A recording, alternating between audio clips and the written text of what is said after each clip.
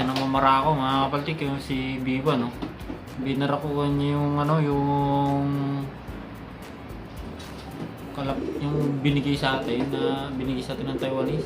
Isa, ano, sila niya yung naging magpares mga kapaltik eh. Ako sana sila ng pakawalan nawala ng tape. Isusubukan natin. Yung mga kapaltik oh. Babarakuhan sila doon oh. Oh. Diba? Eh ang bala ko na sana mga kapaltik is pakawalan ko na sila no, walang tape. Gagawin natin ganun ay ganun na lang pre-flight na. Pero di pa natin sila paparodahin mga kapaltik kasi alam niyo na baka kusang pumunta. Maganda yung panahon, malakas lang ang hangin mga kapaltik dito kasi winter na nga, medyo malakas yung bugso ng hangin talaga. Kaysa yan, tara samahan niyo ako. Let's go. Yan na nga mga kapaltik yung tatlo. Inuna ko na silang pakawalan dahil may tape pa sila. Parang hindi ko pa siguradong pakawalan yung tatlo na yun eh. Kasi medyo mailap yun. Yung checkered na yun, tsaka tong lubor na to is mailap kaya hindi ko pa sila mapakawalan no. Ngayon mga kapaltik, ito siya, si B1 ang papakawalan natin. Ito nga mga kapaltik, ito yung tinanggalan ko na siya ng tape, si B1. Yan. Yun nga lang, medyo malakas ang hangin. Ewan kung anong gagawin niya. Pero hindi ko pa siya paparonda mga kapaltik, papabayaan ko pa lang siya sa labas. Kung siya gusto niya lumabas o lumipad, ay siya, bahala na siya kung uuwi pa siya yun nga mga kapaltik eh. Susubukan natin siya kung siguro sa dulo lang muna nito natin siya papakawalan. Okay, so tara.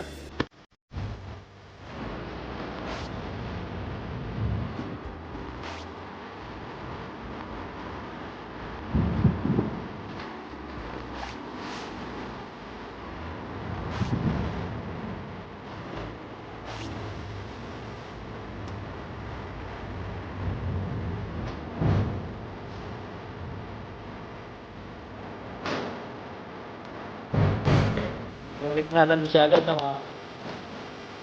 dito sa kabilang bahay na kabilang bakod daming ano nga, wala na nga siyang tape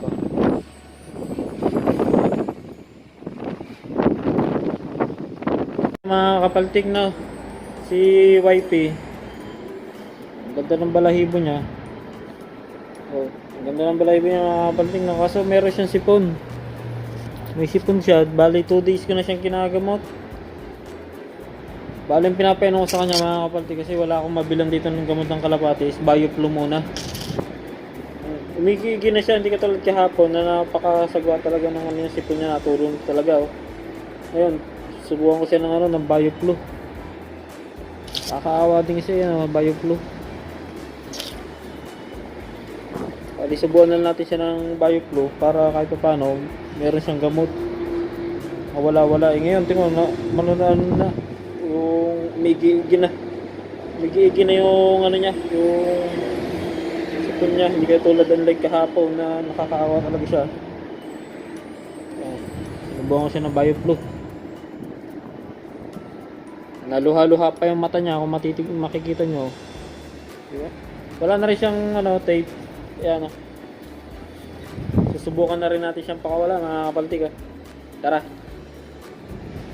Tingnan natin. Ang lakas na hangin. Doon lang. Hindi pa siya hindi niya pa kursunadang lumipad. Sa lakas na hangin na yan mga kapaltik, talagang mahihirapan silang rumonda dyan.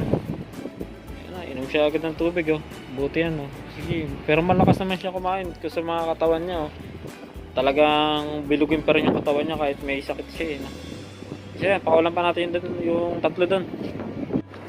Ito nga si Bito mga kapaltik yan ang ganda ng katawan niya, bilog na bilog. Barako rin siya, isa tong hack, di ba? Sabi ko nga nakaraan, isa siyang hack. Wala na rin siyang tape mga kapaltik siguro almost 1 week na siya sa atin siguro nung nabili natin. Magto 2 weeks na pala to. Ito siya yung may tag ng Taiwan 2020 mga kapaltik Wala na rin siyang tape. Susubukan natin siya dito sa labas. Tapos papapasuhin din natin sila ng mabilisan. O paunti-unti lang. Pa-basic lang kasi muna. Ganang, alam niyo na, baka hindi na to umuwi. Kung sakali. So yan, tara. Sabahan niyo ako. Paliparin natin. Ito nga siya mga kapaltig ah. Tingnan natin nilayo dito sa dulo na to. Ayan. Lakas ng hangin. Hala, tumaba ka lang, hindi ka lumipad. Tamad mo naman lumipad. Ayan na. At ito nga kapaltig si yung binigay sa atin ni Manong Taiwanese. Itong isa na to. Ang laki kasi ng katawan, ang lalaki ng katawan niya. Saka itong isa na to. Yan. Ay nako, para mga big cock saka big hen. Ayan, mailap-ilap din siya hawakan. Wala na silang tape. Pinakawalan ko lang sila para linisin ko yung kulungan nila. Tapos papasukin ko sila at the same time pagka yung linis na. Tara, pakawalan din natin ito. Wala na silang tape parehas. Yun. Titignan natin yan kung ano. Ito nga itong dalawa na to. Ayan o.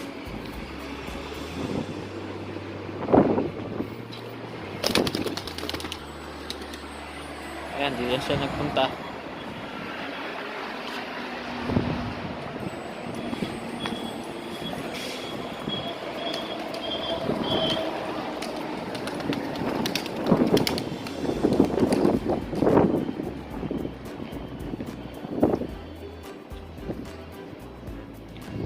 Nahanap niya nga.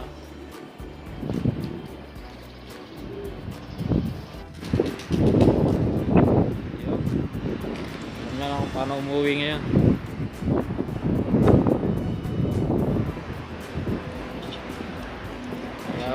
Yung tinas lang na batcher mga kapaltig na. Bali konti na lang talaga mapapakawalan na natin sila ng malayuan. Siguro mga isang linggo pa. Lakas na rin mamara ako ni Vito.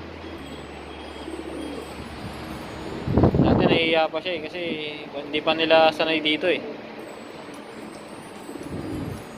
Ngayon, pupuntahan natin yung isa nating kalapati dito mga kapatid kasi hinahanap niya yung kapares niya. Lumabas ka doon at nandoon yung kapares mo. Tara.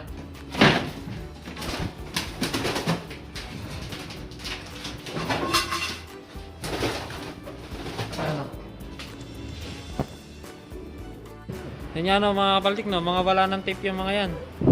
Bali tatlo na lang yung may tape. Is tatanggalan na rin natin siguro ngayon. Para talagang masusubukan natin kung talagang hindi na sila aalis. Lakas niya mamara ako na. Diba? Gusto niyang babahan tong isa na to eh. Aso ayaw naman eh. Pag nasa kulungan eh, pwede eh.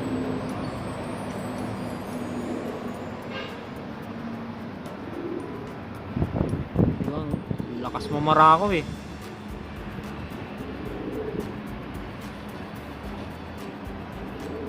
Ayan yung mga kalabating mo naman tindig niya oh. Diba mga kapalting oh. Yumuko ka na. Matik yan pag yumuko yung babae na yan. Kakastahin yan.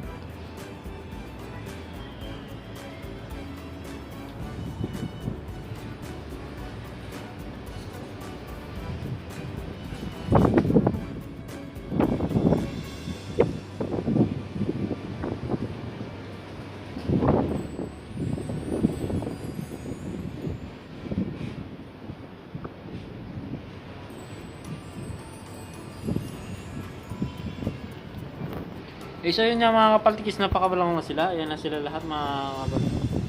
Ay susunod magpi-pre flight na tayo. Tinanggalan ko na sila ng tape. Tatlo na lang yung wala. Diba mga kapaltikis na tatlo na lang. Bali mangyayari niya, tatanggalan ko na sila siguro maya titingnan na rin natin kung uuwi na rin sila mamayang hapon. Ayan, papabayaan ko muna sila sa labas kung gusto nila. Tapos yun, kung sakaling mawala na, ayun, yun lamang nangyayari talaga. Sa lakas ng hangin dito, naku, posibleng hindi na nga umuwi at madala ng hangin. Ayan mga kapatid, so yan, hanggang dito na lang. Wash out, yes sir!